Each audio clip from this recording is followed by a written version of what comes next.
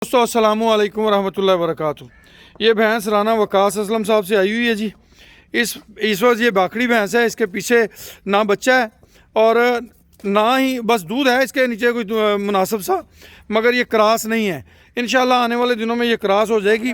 अनमोल आज़मा मसाला super plus जो कट्टे रखे गए थे उनकी जगह पे ये भैंस 15 जनवरी को कुरानंदाजी में पेश की जाएगी। माशाल्लाह ये खूबसूरत भैंस है और ये राना वकास असलम साहब से 5 लाख रुपए में ये भैंस आई हुई जी माशाल्लाह।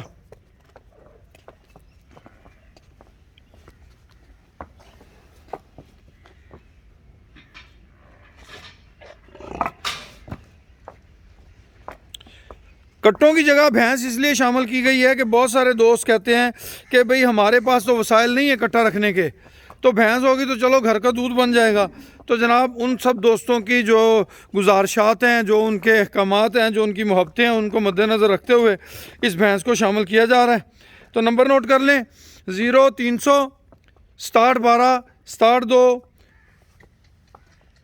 अजीज़ुर-रहमान के नाम पे जायज़ कैश इजी पैसा अकाउंट बना हुआ है।